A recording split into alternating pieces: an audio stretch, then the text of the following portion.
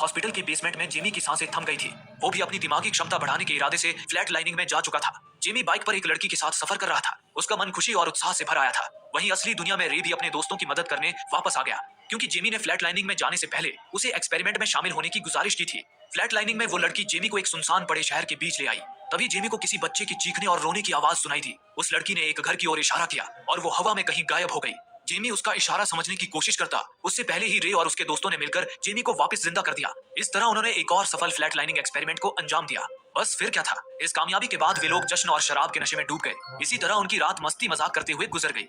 अगली सुबह हॉस्पिटल में डॉक्टर एक पेशेंट को जिंदा देख हैरान थी। उस पेशेंट को बहुत ही गंभीर दौरा पड़ा था और उसका बचना नामुमकिन था, लेकिन जेमी ने उसे सही समय में सही दवाई देकर बचा लिया था। क्योंकि फ्लैट लाइनिंग में जाने के कारण जेमी के दिमाग की भी कुछ खास क्षमताएं विकसित हो गई थी। वो इतराकर खुद को भगवान कहता हुआ इमरजेंसी वार्ड से बाहर आया।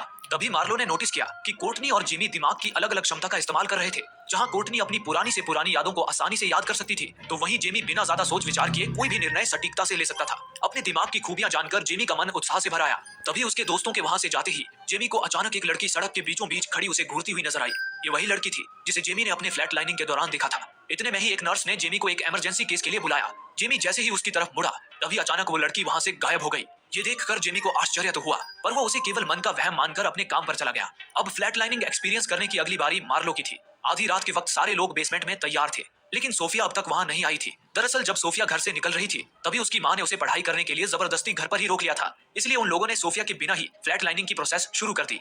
मार्लो ने रिस्क उठाते हुए उनसे खुद को 3 मिनट के बाद जिंदा करने के लिए कहा, ताकि वो फ्लैट लाइनिंग में ज्यादा समय गुजारकर अपनी अधिक से अधिक मेमोरी रिस्टोर कर सके। कुछ ही क्षणों बाद कोर्टनी के उसे शॉक देते ही मार्लो की धड़कनें थम गई और एक तेज रोशनी के साथ उसे अपने बीते हुए कल की झलकियां दिखाई देनी शुरू हो गई। उसे बचपन से लेकर अब तक सीखी हुई सारी स्किल्स दोबारा याद आ गई। पोलो में मेडल जीतने से लेकर जेलो बजाकर दर्शकों को मंत्रमुग्ध करने तक उसकी सारी यादें ताजा होने लगी। अगले ही पल वो स्विमिंग पूल में स्विमिंग कर रही थी। तभी अचानक उसे पूल की सतह पर खून से मर्डर लिखा हुआ दिखाई दिया, जिसे देख मार्लो भयभीत हो उठी। देखते ही देखते वो हॉस्पिटल में पहुंच गई, जहां उसने एक पेशेंट को देखा जिसके चेहरे पर जेलीफिश ने डंक मार दिया था। जेलीफिश का जहर उसके पूरे शरीर में फैल चुका था। पलक झपकते ही मार्लो समंदर की गहराइयों में ढेर सारी जेलीफिश से घिर चुकी थी। उधर दूसरी ओर मार्लो को फ्लैट लाइनिंग में गए अब 3 मिनट बीत चुके थे। ये देख रे, कोर्टनी और जेमी उसे जीवित करने का हर संभव प्रयास करने लगे। अंत में कोर्टनी ने मार्लो की बॉडी को शॉक दिया, लेकिन बदकिस्मती से मार्लो जिंदा ही नहीं हुई, बल्कि वो फ्लैट लाइनिंग में एक अजीब से खाली कमरे में पहुंच गई, जहां उसके सामने किसी की कफन में लिपटी लाश रखी हुई थी। मार्लो उसे देख बुरी तरह डर गई। इतने में ही मार्लो के दोस्तों ने उसे जीवित कर दिया और तुरंत उसे बिल्डिंग की छत पर ले आए। किसी रेल की भांति तेज चलती मार्लो की सांसें अभी सामान्य भी नहीं हुई थी कि तभी सोफिया वहां आई और उसने उसी वक्त फ्लैट लाइनिंग में जाने का ठान लिया। वो जितनी जल्दी हो सके अपनी दिमागी क्षमता को बढ़ाकर अपनी मां की टॉर्चर से मुक्ति पाना चाहती थी। हालांकि कोर्टनी ने उसे बताया कि कुछ ही देर में सफाई कर्मी बेसमेंट में आने वाले हैं, जिससे उनके खुफिया एक्सपेरिमेंट का भांडा फूट सकता है। लेकिन सोफिया किसी भी हाल में फ्लैट लाइनिंग में जाना चाहती थी। आखिरकार उन्होंने रिस्क उठाते हुए सोफिया को उसी वक्त फ्लैट लाइनिंग में भेज दिया। अगले ही क्षण सोफिया को विजन आने शुरू हो गए। उसने देखा कि उसकी मां उसे पढ़ाई के लिए कितना सताया करती थी। इसी दौरान फ्लैट लाइनिंग के बाहर सोफिया के दोस्तों को बेसमेंट में आते हुए किसी की आहट सुनाई दी। उसे सुनकर वे लोग उसी वक्त सोफिया को जिंदा करने की जद्दोजहद में लग गए। इसी बीच जेमी ने जब आगे जाकर देखा, तो 2 सफाई कर्मी उन्हीं की तरफ आ रहे थे।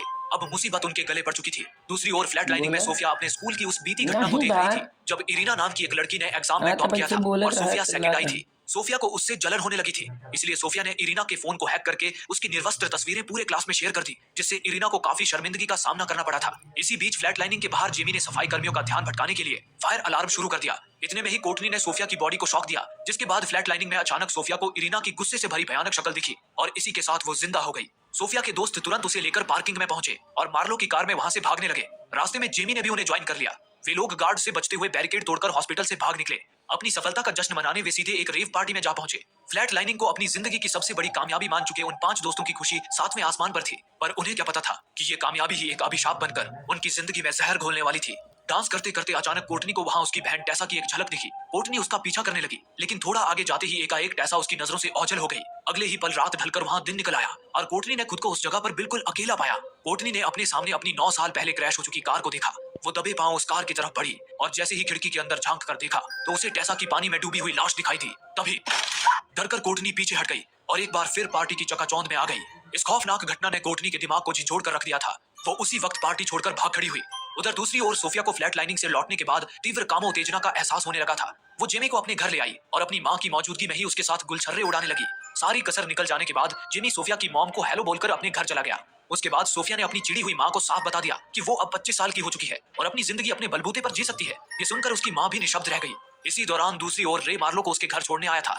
मार्लो को मन ही मन कोई बात सताए जा रही थी। उसने रे को घर के अंदर बुलाया और कहा, मैंने किसी की हत्या की है। ये सुनकर रे भौचक्का रह गया। मार्लो ने आगे बताया, 2 महीने पहले हॉस्पिटल में साइरस नाम का एक पेशेंट एडमिट हुआ था, जिसके चेहरे पर जेलीफिश ने डंक मार दिया था। आगे चलकर उसकी मौत हो गई। सबको लगा कि वो सदमे की वजह से मरा था, लेकिन सच्चाई कुछ और थी। दरअसल मैं उस दिन 36 घंटों से ड्यूटी पर थी और थक चुकी थी। मैंने जल्दबाजी में साइरस से ये पूछा ही नहीं कि कहीं उसने पहले से कोई और मेडिसिन तो नहीं लिया था, और ये पूछे बिना ही मैंने अनजाने में उसे एपी और बेनेड्रिल का डोज लगा दिया। लेकिन बाद में मुझे पता चला कि साइरस ने पहले ही बीपी की दवाई खा रखी थी। बेनेड्रिल और बीपी की दवाई एक साथ शरीर में मौजूद होने से साइरस की बॉडी में साइड इफेक्ट हुआ और वो दम घुटने से मर गया। इस बात ने रे को संकोच में डाल दिया। उसने मार्लो से पूछा, लेकिन ये राज तुम मुझे क्यों बता रही हो? इस पर मार्लो ने उससे कहा, फ्लैट लाइनिंग में मैंने साइरस की लाश देखी थी। मुझे डर है कि जरूर ये किसी आने वाले खतरे का संकेत है। मुझे बेहद डर लग रहा है। इस पर रे ने उसे समझाते हुए कहा, देखो, तुमने जो किया वो जानबूझकर नहीं किया था, वो गलती से हुआ था, और गलती तो हर किसी से होती है। रे की दिलासा देने से मार्लो के दिल को थोड़ी राहत मिल गई। इस तरह वे दोनों एक दूसरे के करीब आ गए। दूसरी ओर जेमी भी अपने सेल बोट पर पहुंच गया। वो बोट ही उसका घर थी। जेमी अपने कपड़े चेंज कर ही रहा था कि तभी अचानक उसे फिर से वही लड़की दिखी जिसे उसने फ्लैट लाइनिंग में देखा था। वो बेड पर लेटी लगातार रोए जा रही थी। इतने में ही उसका रेडियो अपने आप शुरू हो गया, जिससे जेमी का ध्यान भटका और एकाएक वो लड़की उसकी नजरों से ओझल हो गई। वो कुछ समझ पाता तभी उसे सोफे से आती किसी बच्चे के रोने की नहीं आवाज यार सुनाई भाई, दी। उसने कैसे झट से सोफे रही के है? सारे कुशन निकाल फेंके और सोफे को खोलकर अंदर देखा तो कपड़े से लिपटा एक नवजात बच्चा लगातार रोए जा रहा था। कांपते हुए हाथों से जब उसने उस कपड़े को हटाया अबे यार, तो एक उसे तो वहां ना कोई बच्चा बनी नहीं ना मिला। बट्टा, तब इतने से में ही तो उसे कोटनी का कॉल आया। कोटनी ने जेमी को रोते हुए ये बताया कि उसे उसकी मरी हुई बहन दिखाई दे रही है। ये सुनकर जेमी घबरा गया और तुरंत कोटनी के घर की तरफ निकल पड़ा। तब तक उधर कोटनी अपने घर पहुंच चुकी थी। घर में उसे लगातार किसी के चलने की आहटें सुनाई देने लगी। वो रोती हुई कोने में बैठ गई और अपने दोस्तों के लिए वीडियो मैसेज रिकॉर्ड करने लगी। मेरा ये फ्लैट लाइनिंग एक्सपेरिमेंट विज्ञान या किसी नई खोज के लिए नहीं था, बल्कि असली वजह तो ये थी कि मैं टेसा को भुला नहीं पा रही थी और उससे एक बार मिलकर माफी मांगना चाहती थी। फ्लैट लाइनिंग एक्सपेरिमेंट मेरे लिए आफ्टर लाइफ में जाकर टेसा की आत्मा से मिलने का एक जरिया था, लेकिन मैंने सपने में भी नहीं सोचा था कि उसका नतीजा इतना खौफनाक होगा। कोर्टनी ये सारी बातें रिकॉर्ड कर ही रही थी कि तभी उसे एक कमरे से रोशनी नजर आई। कोर्टनी डरी सहमी उस कमरे की तरफ जाने लगी। तभी अचानक रेडियो पर अपने आप ही नर्सरी राइम बजनी शुरू हो गई। अगले ही पल जब कोर्टनी ने कमरे के अंदर देखा तो एक पल के लिए कोर्टनी का जैसे कलेजा ही सुन पड़ गया। टेसा उस कमरे में बैठी खुद की और कोर्टनी की ड्राइंग बना रही थी। कोर्टनी अपनी आंखों में आंसू लिए टेसा को पुकारती हुई उसकी ओर बढ़ी, लेकिन तभी टेसा ने अपनी ड्राइंग आग के हवाले कर दी और अगले ही पल कोर्टनी को घूर कर देखा। उसकी बदले की आग से भरी भयानक आंखें देख डर के मारे कोर्टनी अपनी पूरी तेजी के साथ वहां से भागने लगी, लेकिन टेसा उसका रास्ता रोके खड़ी हो गई। तब कोर्टनी फायर एग्जिट से बाहर निकलकर सीढ़ियों से भागने लगी, लेकिन टेसा ने उसे वहां भी घेर लिया। अब कोर्टनी एक दूसरी खिड़की से घर के अंदर जाने की कोशिश करने लगी, लेकिन तभी टेसा ने उसे धक्का देकर बिल्डिंग से नीचे गिरा दिया, जिससे कोर्टनी की दर्दनाक मौत हो गई। कुछ देर बाद जिमी कोर्टनी के घर पहुंचा, लेकिन कोर्टनी से कोई जवाब न मिलने पर वो वापस लौट गया। अगली सुबह कोर्टनी के दोस्तों को डॉक्टर बैरी से कोर्टनी की मौत की खबर मिली, जिसे सुनकर उन सभी के पैरों तले जमीन ही खिसक गई। कोर्टनी की अचानक मौत उन सबके लिए एक रहस्य बनकर रह गई थी। एक तरफ जहां सोफिया और मार्लो का रो रोकर बुरा हाल था, तो वहीं रे को डर था कि पुलिस कोर्टनी की मौत की तहकीकात जरूर करेगी। अगर पुलिस को पता लगा कि वे सभी कोर्टनी के साथ मिलकर फ्लैट लाइनिंग एक्सपेरिमेंट कर रहे थे, तो उन सबका करियर चौपट हो जाएगा। हालांकि बाकी लोगों ने रे को इस मामले से दूर रखने का वादा किया, क्योंकि रे इस एक्सपेरिमेंट का हिस्सा नहीं बना था। लेकिन ऐसे मुश्किल वक्त में रे ने अपने दोस्तों का साथ देना ही ठीक समझा। फिर उसी रात रे और जेमी कोर्टनी के घर से उसका लैपटॉप और वो सारे नोट्स उठा लाए जिसमें फ्लैट लाइनिंग के सबूत थे, ताकि वो सबूत पुलिस के हाथों में न पड़े। लेकिन उन्हें अब भी कोर्टनी का फोन नहीं मिला था, जिसमें सबसे अहम सबूत थे। अब जेमी ने मार्लो को फोन किया और उसे मुर्दा घर जाने को कहा, जहां कोर्टनी की लाश और उसकी लाश से मिला सामान रखा था, और वहां जाकर कोर्टनी का फोन ढूंढने को कहा। मार्लो उसी वक्त मुर्दा घर में पहुंच गई और उसने कोर्टनी का नंबर डायल किया। खुशकिस्मती से वहीं एक ड्रॉअर में रखा कोर्टनी का फोन बज उठा। मार्लो ने तुरंत वो फोन निकाल लिया। वो वापस लौटने ही वाली थी कि तभी एकाएक कमरे की लाइट चली गई। मार्लो को अपने आसपास किसी की मौजूदगी का एहसास हुआ। उसने तुरंत फोन का फ्लैशलाइट जलाकर जब अपने आसपास देखा तो डेड बॉडी स्टोरेज के सारे दरवाजे खुले हुए थे। उसे देख मार्लो भयभीत हो उठी। तभी उसके पीछे एक और लाशों से भरा स्टोरेज खुल गया। मार्लो घबराई हुई पीछे मुड़ी ही थी कि तभी साइरस की भयानक शक्ल देख मार्लो चीखती हुई भागने लगी, लेकिन तभी अगले ही पल वहां की लाइट जल पड़ी और वो रूम दोबारा पहले जैसा हो गया। उधर दूसरी ओर जेमी अपने सेल बोट पर नहा रहा था। तभी अचानक उसे बोट पर किसी का साया नजर आया। जेमी ने जब बाहर निकलकर देखा तो वहां कोई नहीं था। उसने अपनी सुरक्षा के लिए टेबल पर रखा चाकू उठाना चाहा, तभी एकाएक वहां की बिजली गुल हो गई और एक फुसफुसाहट भरी आवाज में किसी ने उसका नाम पुकारा, जेमी। जेमी सहम गया और उसने चाकू उठाना चाहा, पर अब चाकू वहां से गायब था। अगले ही पल अचानक वही लड़की फिर से जेमी के सामने आ खड़ी हुई, जो फ्लैट लाइनिंग से निकलने के बाद अब जेमी को हर जगह नजर आ रही थी। जेमी डर के मारे भागता हुआ बोट से बाहर निकल आया, लेकिन वो लड़की एक बार फिर उसके पीछे आ खड़ी हुई। जेमी हड़बड़ाहट में पानी में जा गिरा और तैरता हुआ डॉक पर जा पहुंचा। उसने जैसे ही ऊपर चढ़ने के लिए डॉक पर हाथ रखा, तभी किसी ने उसके हाथ में चाकू घुसा दिया। जेमी की दर्दनाक चीख ने रात के उस सन्नाटे में खलबली मचा दी। कुछ समय बाद जेमी अपने बाकी दोस्तों से मिला, जहां वे कोर्टनी के फोन पर उसके मरने से पहले रिकॉर्ड किया वीडियो देख रहे थे। उस वीडियो से साफ पता चल रहा था कि कोर्टनी किसी अदृश्य शक्ति से डर रही थी। मार्लो ने सहमी हुई आवाज में कहा, ऐसा कि आत्मा ने ही कोर्टनी की जान ली है और मुझे डर है कि हमने अपने जिन बुरे कर्मों को फ्लैट लाइनिंग में देखा था, वे अब हमारी जान लेने फ्लैट लाइनिंग से बाहर आ चुके हैं। ये सुनते ही सबने अपने बुरे कर्म एक दूसरे को बताने शुरू कर दिए। जैसे कि सोफिया ने उसकी क्लासमेट इरीना के साथ बुरा किया था, तो मार्लो के गलत दवाई देने की वजह से साइरस मारा गया था। वहीं जेमी ने बताना शुरू किया, कुछ साल पहले अलिसिया नाम की एक लड़की मेरे डैड के क्लब में वेट्रेस का काम करती थी। मैंने गलती से उसे प्रेग्नेंट कर दिया।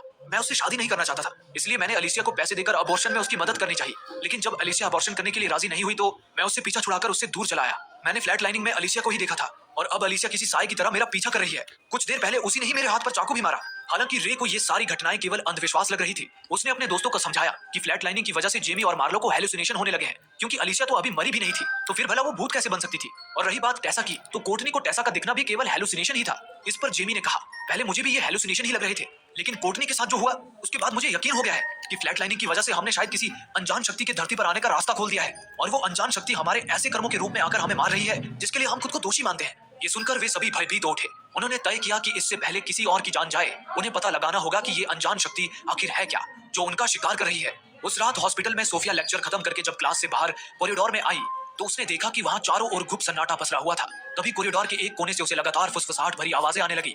सोफिया डरकर लिफ्ट की तरफ भागी। लिफ्ट तक पहुंचकर वो रुक गई। उसने पलटकर फिर से उस आवाज की ओर देखा। उसी पल एक लड़की का साया उसके पीछे से लिफ्ट में जा घुसा। ये वही लड़की इरीना थी जिसकी चैट और गंदी तस्वीरें सोफिया ने स्कूल में शेयर कर दी थी। इस बात से अनजान सोफिया भी उसी लिफ्ट में चली गई। उसके अंदर आते ही लिफ्ट अपने आप ही बंद हो गई और सोफिया को लेकर तेजी से ऊपर की तरफ जाने लगी।